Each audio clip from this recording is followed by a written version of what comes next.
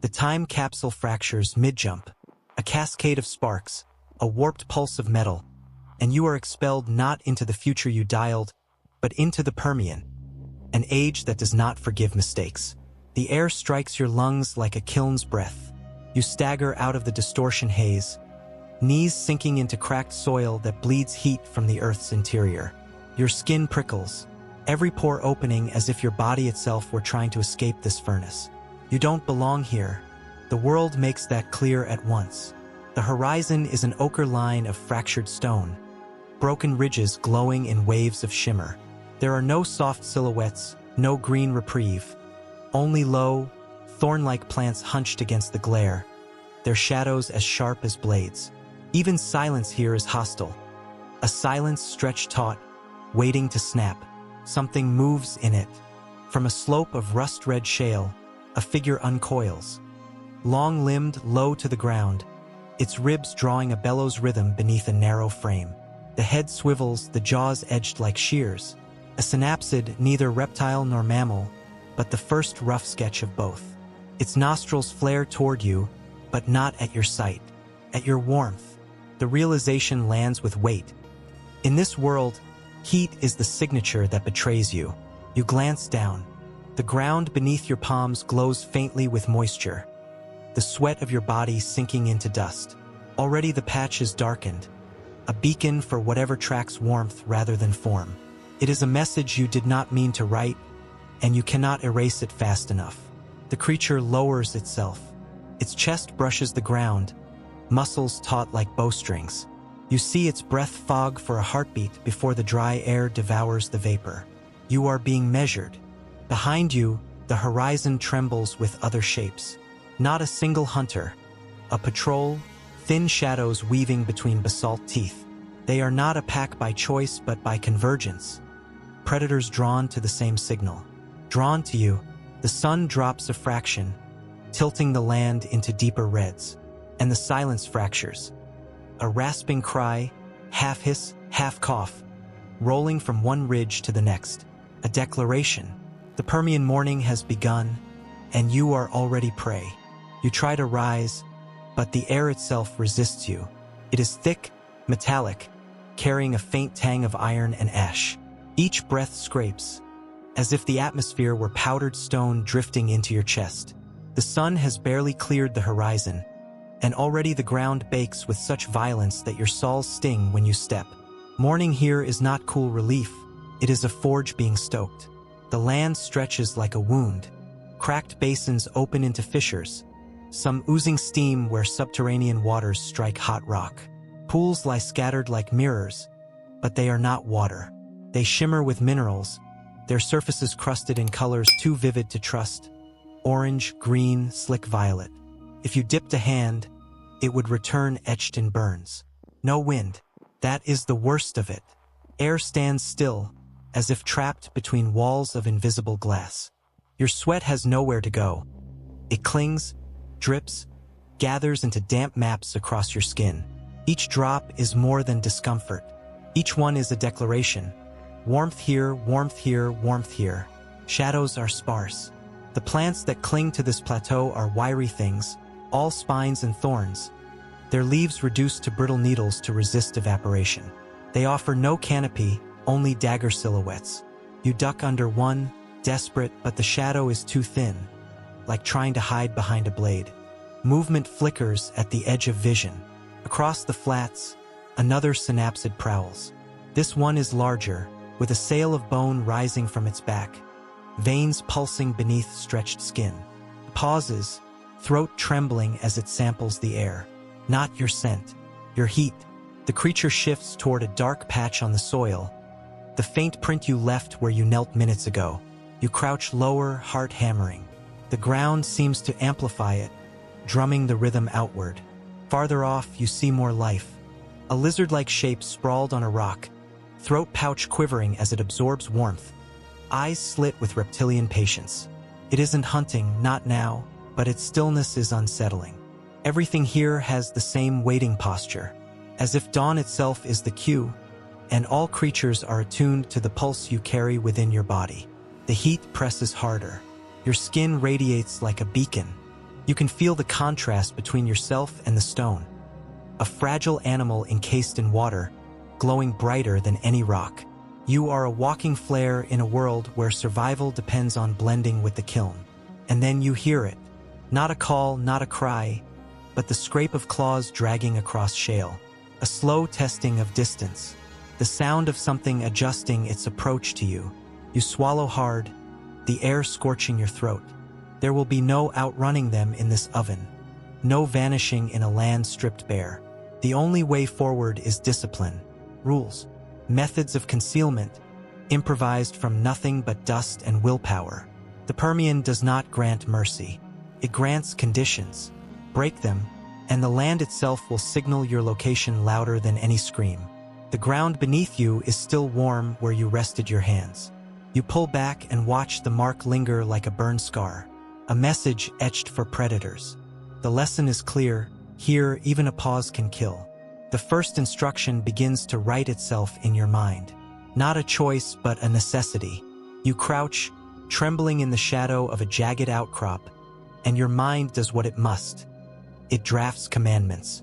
Rules forged in panic, but polished in the raw clarity of survival. You do not think of escape. The Permian has no exits.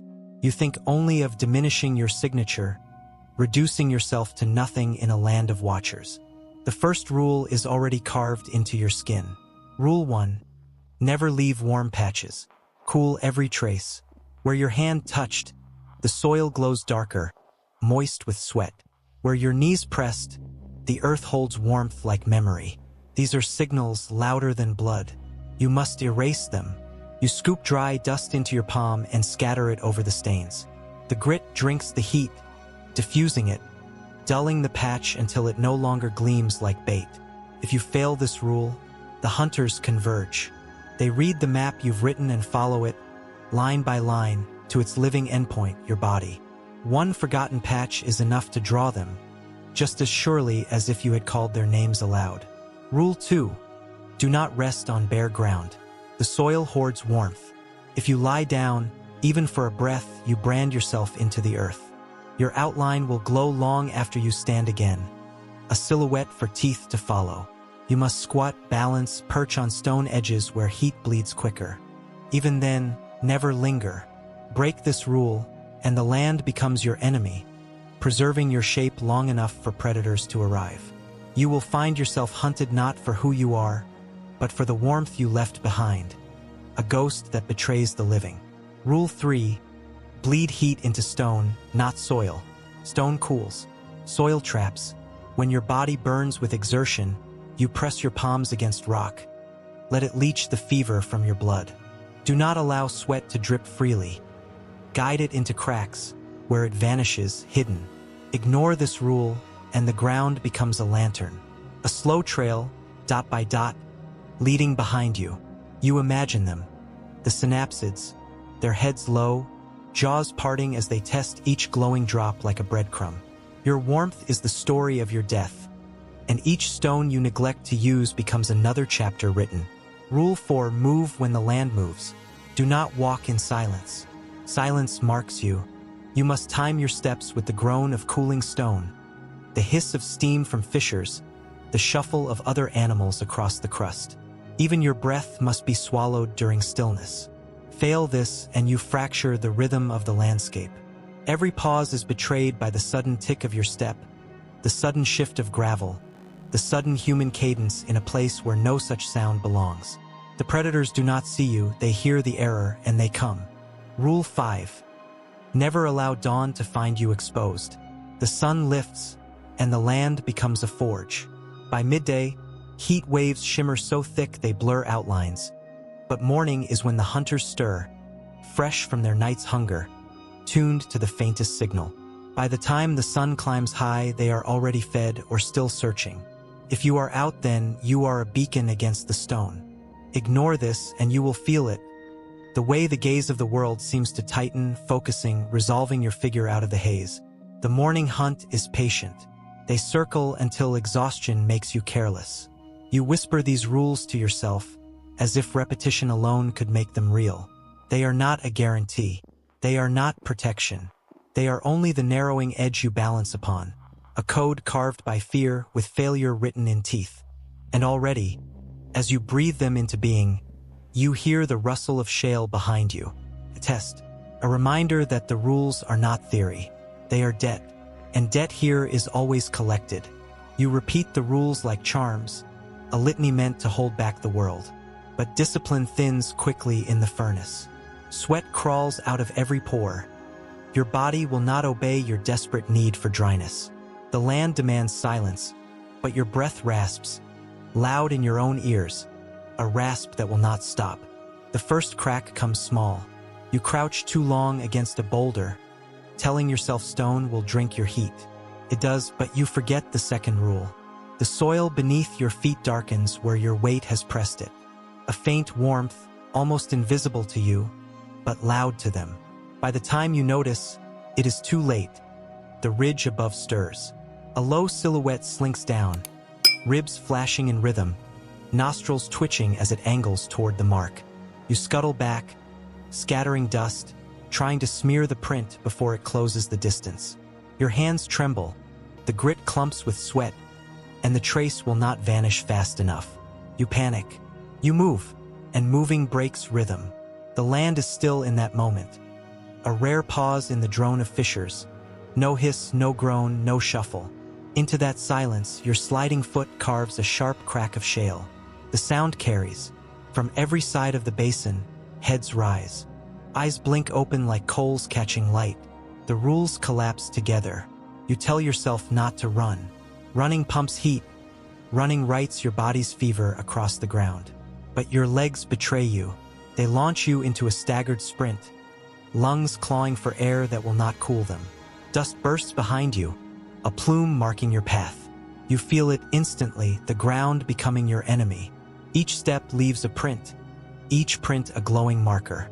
You are etching your own trail in molten script, and the hunters are literate in only this language. The rasping cry comes again, closer this time, answered by another from the opposite ridge. They triangulate you. The calls overlap, pinning your location like coordinates on a map. You veer toward stone, slamming your palms against a slab, trying to bleed heat fast. But the slab itself radiates warmth from the sun's first strike. The stone cannot drink your fever. You are hotter than rock, and you know it. Your rules are now a list of failures. You left warm patches. You pressed the soil. You broke rhythm. You ran. The litany that was supposed to save you has become a catalog of your mistakes. The predator's close, but not in a rush. That is worse. They track with patience, each step deliberate, jaws half open to sample the thermal ghost you've left behind. They know exhaustion will do their work for them. You stumble toward a fissure where steam curls upward, hoping it will mask your signal. The vapor envelopes you, thick, scalding, and for a moment you believe it works. Your body vanishes inside the haze. You kneel, trying to still your heart, pressing your chest to stone, willing yourself to cool. But the fissure betrays you. The steam beads on your skin, droplets forming, rolling down, dripping onto soil. Each drop is hotter than dust, brighter to senses not your own. A dotted line written in water, each bead a flare. You slap dust across your arms, smearing mud in a frantic attempt to mute the glow. The grit clings, cakes, but your movement is too loud. Stones scatter. The nearest shadow pauses, ears angled. Then it lowers its head, continuing forward, certain now. The instructions cannot hold. The Permian morning has broken you open, and the hunters are almost here. The steam blinds you. It stings your eyes, slicks your skin, makes every breath a scalded gasp. You stay crouched, body pressed to stone, as if stillness alone could erase the mistakes trailing behind you. But the air does not cool. Your body refuses silence. You glow. You hear them, claws against shale. The scrape and pause, a rhythm older than your fear. One approaches from the left, another from behind. Their steps are patient, deliberate, closing the arc around you. They do not hurry. They know time itself is their accomplice. You try to recite the rules again, as if words could stitch the breach. Cool every trace. Avoid the soil. Bleed heat into stone. Move in rhythm. Hide before dawn rises too high. But the rules slip apart in your mouth, fragments without structure. You have already broken them all, and you feel the penalties tightening. Your body betrays you further. Exhaustion forces you down onto your knees, bare ground again. The soil drinks your weight, records it, broadcasts it. Another signal lit. You flinch back up, but the print remains, glowing louder than a cry. The sound of breath joins the claws, heavy, wet, pulled through teeth. You imagine their heads low to the ground, nostrils trembling, eyes narrowing not at your shape but at the warmth you cannot conceal. You stagger toward the fissure's edge, thinking of escape, but there is nowhere to go. The basin walls rise steep, brittle, flaking under your hands when you try to climb. Each scrap of shale you dislodge tumbles with a sound too sharp. Each fall is another signal. The first shadow arrives at the rim of steam. You glimpse it through the haze, long spine, ribs like scaffolding, jaw parted. The sail on its back trembles, drinking the furnace air. It halts, tasting, then edges closer. You press your body harder into stone, begging it to drink your heat, but the stone is already fever hot. There is no balance here, no neutral point. You are always brighter, always louder, always prey. The second shadow joins the first. They do not fight, they do not rush. They tilt their heads, circling, waiting for collapse. They know it is near, and collapse comes. Your knees buckle.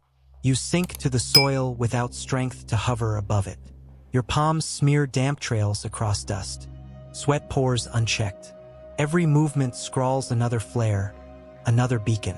You are a constellation on the ground, and they are the readers of that sky. The silence breaks in a final chorus.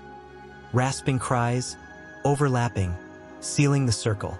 Heat closes from all sides, not from the sun but from living bodies, from breath that smells of stone and iron. You do not rise again.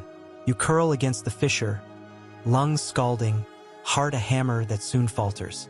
The rules dissolve completely, replaced only by the clarity of failure. In this era, life is an equation written in heat, and you were always the surplus. The last sensation is not teeth, not pain, but the steady press of earth beneath you, reclaiming your outline as warmth seeps down. The soil records you one final time, a patch that will linger after your breath stops. The Permian morning is indifferent. The hunters dissolve into silence once more, their rhythm unbroken, their bellies filled or still empty. It does not matter. The world continues to burn, and you are gone, erased not by violence but by the inevitability of heat, of rules you could not master.